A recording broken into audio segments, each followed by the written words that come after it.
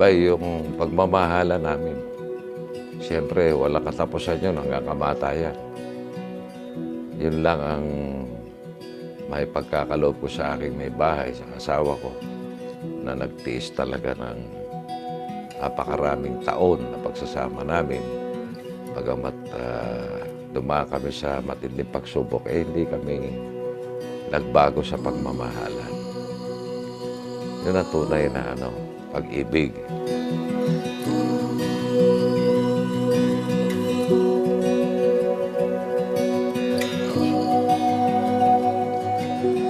Years, opo.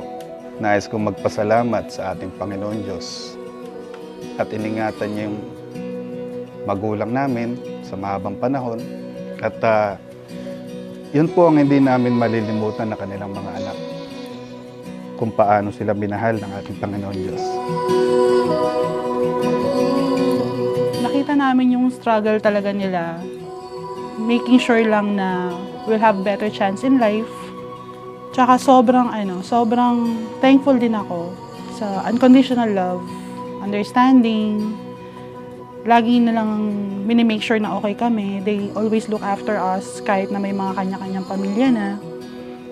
Alam nila kung gaano ako ka-thankful sa kanila at kung gaano ako ka-bless na sila yung mga magulang namin. Sila nanay, tatay, okay naman sila. Siyempre. Kaya nakatagal Idol namin yan si tatay. Mahuhuli pero hindi aamin. Nanay ko yun. Masayahin siyang tao, marami siyang kaibigan. Actually, wala siyang pinipiling maging kaibigan. Siya yung nilalapitan ng mga friends niya kapag mag-open up, ganyan, may mga problem din sa ibang bagay. So, siya yung takbuhan talaga. Payo ko, ganoon na lang din. Lalo na kay nanay. Para lagi healthy. Mag-akyat manawag sa hagdan. Para exercise nyo. Tatay, lagi namang active yan. I would like to say thank you for everything. Thank you for being our hero, our inspiration in everyday life. And thank you also for taking care of my children. I always said to my wife na kapag tumanda kayo, kami ang mag-aalaga sa inyo. Mga mahal na mga kapatid, tayo po ay natitipon upang saksihan ang kapatid na Juanito Isip Ong Sr. at ang kapatid na Nora Izon Diego Ong na ngayon ay lumalapit sa Panginoong Diyos sa mataos na layuning muling pagtibayin ang pangakong kanilang sinumpaan 45 taon na ang nakalilipas. Pareho kaming kadiwa, pareho kaming mga awit.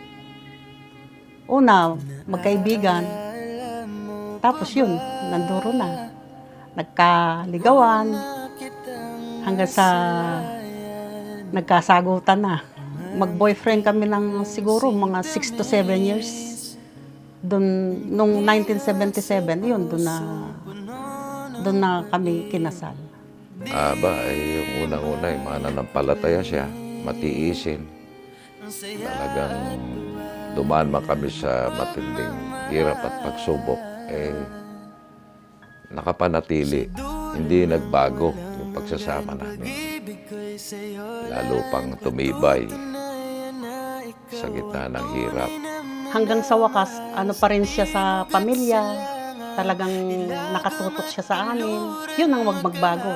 At wag din sanang magbago na yung minahal niya ako mula nung una hanggang wakas. Excited. Sabi nga ng mga anak ko, excited. Moments mo yan, kaya kumbaga ibigay mo na. Iyon ang niya. Ayan, nangyari na nga. Matutupad na nga yung araw na to. Lagi tayong nagpapasalamat sa Diyos una sa lahat na bigyan kayo ng mahaba pang buhay at good health. Kung darating man yung time na hindi nyo na kayang maglakad, nandito kami magkakapatid, aalalayan namin kayo, katulad ng pag-alalay nyo sa amin nung maliliit pa kami at kaming mga pamilya namin. So, Yun, thank you sa taas and thank you din sa inyo. Sa dulo ng walang hanggan, pag-ibig ko'y sa'yo lahat tutunay. Kapatid na Juanito Isip, mataimtim bang ipinangangako sa harapan ng Diyos? Kasi kapatid na Nora Ison Diego Ong ay patuloy ninyong iibigin at igagalang. Patuloy na mabubuhay kayong kasama nila sa buong pagtitiwala at paggiling, at walang sawa ninyo silang dadamayan at mamahalin hanggang sa kayo'y papaghiwalayin ng kamatayan.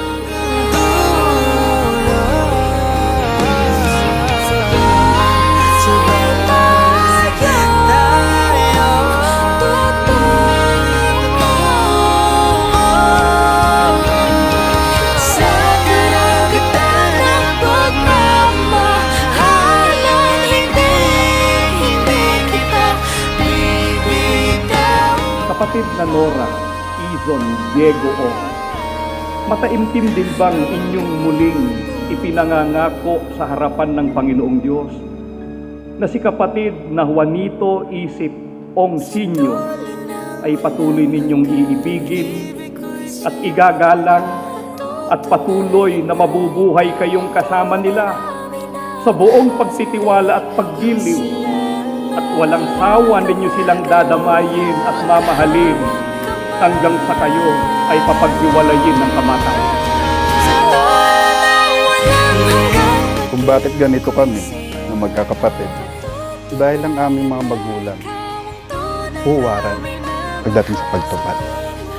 Na siyang dumaloy sa aming magkakapatid, kaya ganito rin ang aming pagmamahal, pagmamalasakit, lalo na para sa iglesia. Ay, maraming salamat po sa aming nanay.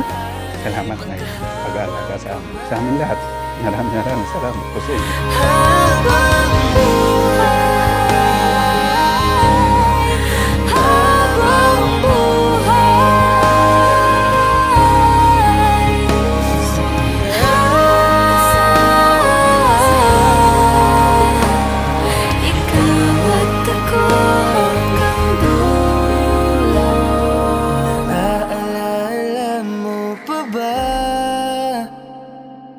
Una kitang masilayan,